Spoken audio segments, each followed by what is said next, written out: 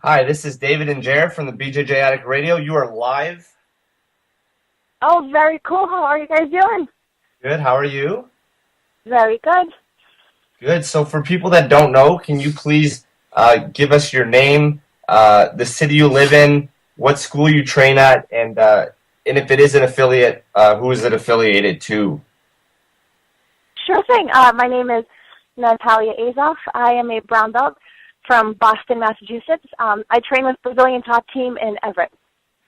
And it's affiliated, well, I train in Everett, and I also train at Extreme Ninja in Medford as well, which is affiliated with BTT. Awesome. Just so you know, the first time I saw you compete was at the Toronto Grappling Experience, and man, your technique was so sharp. You were tearing through competitors, and that really caught my eye. And I knew right then, we had to get you on the show and let people know who you are. Oh, that's awesome. That was a great tournament. I had so much fun. It was very tiring. I had 5 matches that day. It's personally the best bang for your buck, definitely. Oh, it totally was, and the girls there were awesome. They were so much fun to compete with. I had a great experience at that tournament. Nice. Yeah, it's personally one of my favorites. Let's just jump right into this. What is the best advice someone has ever given you so far in your jiu-jitsu career? I think the best advice I've had so far is my professors that always tell me that jiu-jitsu has its ups and downs. Some days you step on the mat and you feel like $1,000,000. I mean, you're training well, you're doing your positions just the way you want to do them, everything is coming out perfectly. And then there's other days where you just feel awful, where nothing's coming out, your body's not obeying what you'd like to do. And those are the days that you really have to stick with it, because on those days, that's when it's really easy to give up and say, oh, I'll just give it another shot another day, or let me take a week off. And so it's the days where you're really kind of feeling down on yourself and your jiu-jitsu is not up to where you want it to be, that you really have to stick with it. And that's where the support from your coaches and your teammates come really into play, is because they're really there to help you out and to kind of give you that helping hand and push you to go forward. Has there ever been a time where you thought of, giving up in the sport? And what did you do to overcome those negative thoughts? I think during this time I've had a couple episodes where, either I lost poorly at a tournament, or I didn't compete well, or I had a losing streak, or just a poor not training as well as I'd like to. And I think the most important thing for me has always been to talk to my coaches. Daniel Gazzoni, which is my coach at BTT in Boston, and Bruno Amaral, who's my coach in Medford, they're awesome. So whenever I'm kind of down in the dumps and I'm even considering taking a break or just kind of taking a little bit of time off to rest, they're always there to talk me through and just to make sure that, everything is okay, and to really encourage me to be a better athlete. Nice. You're the second ever female on a radio show, the first being Hanat Stack. So I was wondering, especially now that you're at a brown belt, how hard is it being a female in this sport when it's so heavily dominated by males? And also, there's a lot of dumb males out there that just want to show that we're a man and we're much bigger and stronger. So how has that been so far in your life? It's really interesting. Well, first, I think it's awesome that you're the second female to be on your radio show. That's such an honor. And training as a girl, and in my particular school, when I first started, there were no other girls there. There was a black belt, but she was injured. And so when she came back, it was really great to kind of have that support from another girl in the gym to kind of show me the ways. And I try to do that now with some of the girls that are training here with us. And I think the most important thing is to not feel obligated to train with everybody at the gym. I think as a female, we have the right to be a little bit more picky with whom we want to choose with, because there are plenty of guys out there that have this ego thing going. And although they might not do it maliciously, they do end up hurting, or you do end up getting injured in some way, shape, or form, because physically they are stronger. And so I think as a female, the best advice I could ever give anybody is to just pick your partners wisely. You want to pick somebody who's going to help you grow and to really strengthen your technique and knows how to flow well with you, as opposed to just kind of training anybody to get a good sweat in. Because sometimes that one bad train, you might get injured at that point in time, and it's going to get you off the mat for a couple days or for a couple weeks. So I think it's really important to maintain a good posture in the gym, show respect, always demand respect from everybody else, and just kind of stand your ground and choose who it is that you want to roll with, and not just go with everybody. What has BJJ done for you outside of the mats since beginning the sport? Man, everything. The sport has turned into a complete drug. It's changed my lifestyle completely. When I first started, I would go out a lot more and do the bar and the club scene and all that. And, frankly, once I started training jiu-jitsu, I really appreciated the sport and the lifestyle around it so much more. Whereas now I live for this, and I know that by me going out and, spending a long night out or coming home very late at night, it's going to compromise my training the next day, which is something I'm just not willing to do at this point anymore. So it's definitely turned that around completely.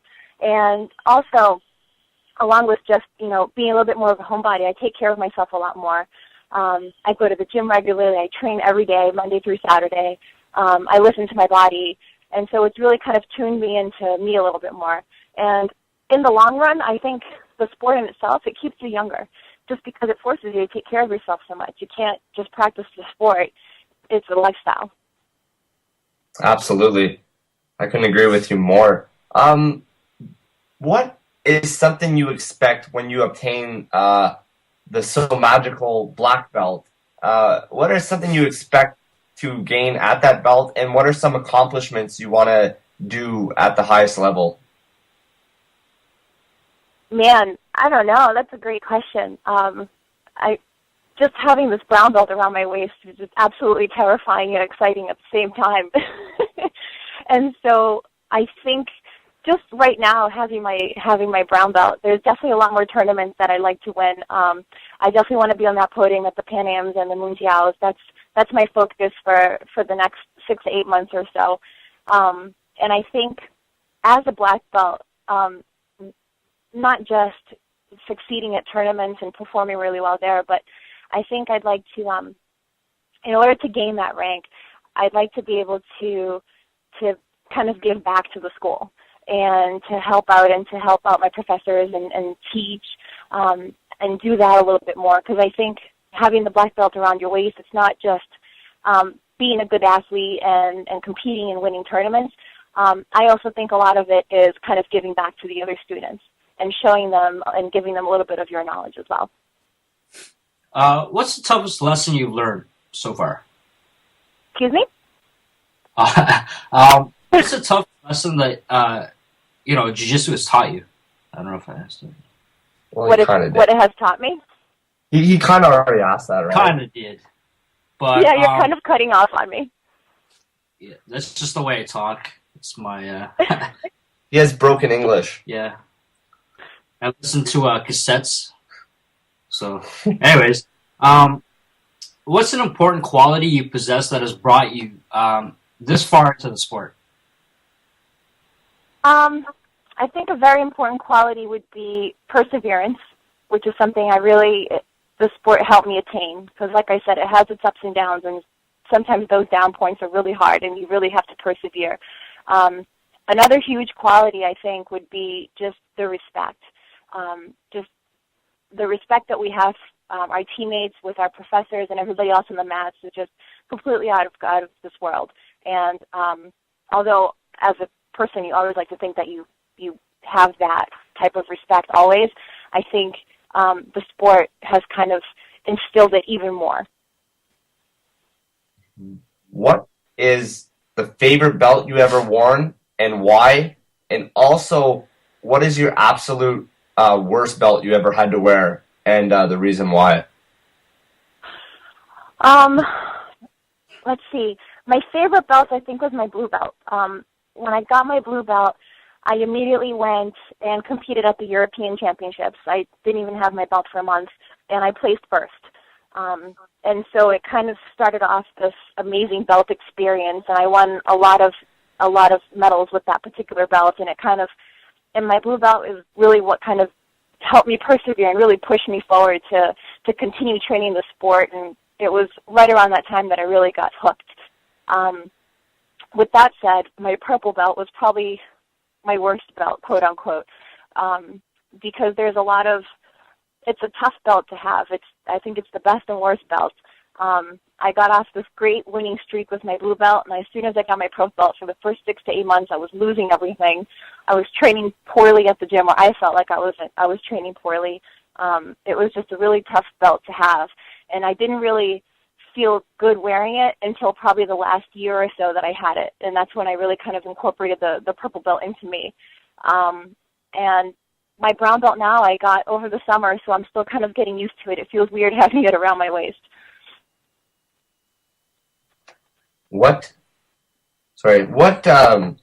I apologize. I just mixed up my questions.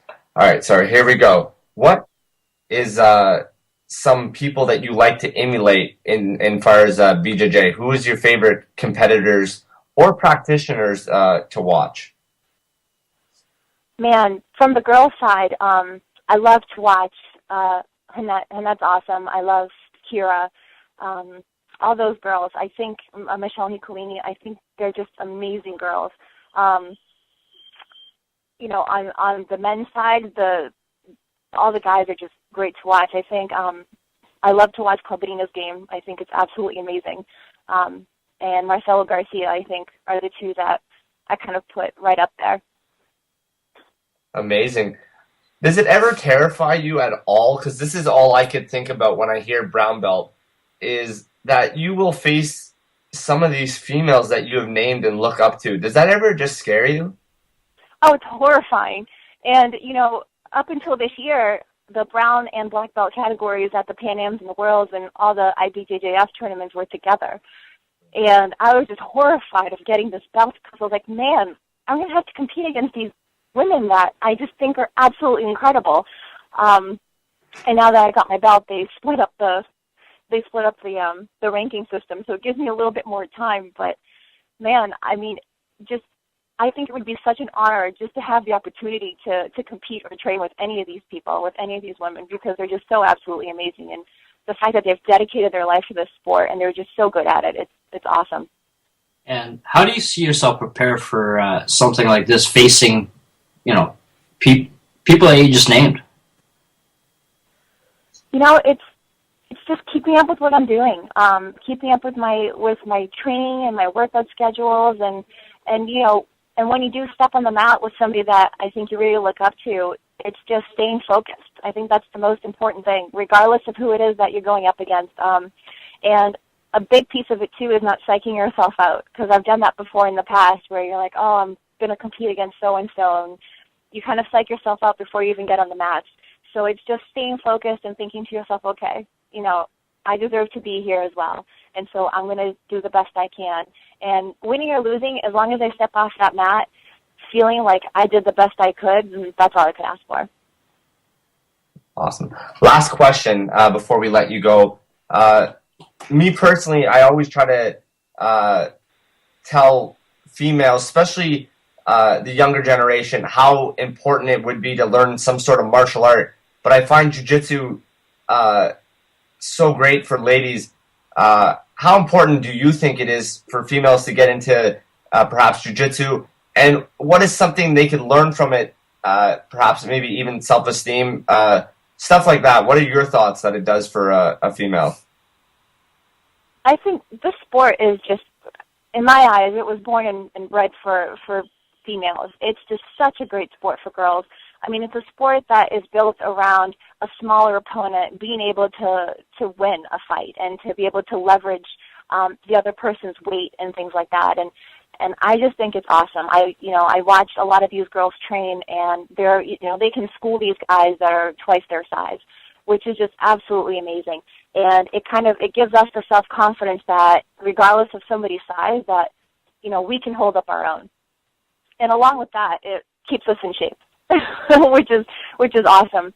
But just the fact that, you have these girls that are stepping on the mat and they're just gaining that, they're gaining that good feeling about themselves, that they can really stand their own, and they can train with these much bigger men, and they can accomplish their objectives and do the positions and do the submissions. It's just a really great feeling, and you can't beat it. I couldn't agree with you more. We're going to have to let you go now. It's unfortunate, but how about you come back on when you get your black belt? That sounds like a plan. All right. Sounds good. Thank you very much. Thank you. Thank you very much, guys. It's been a pleasure. Same. Bye-bye.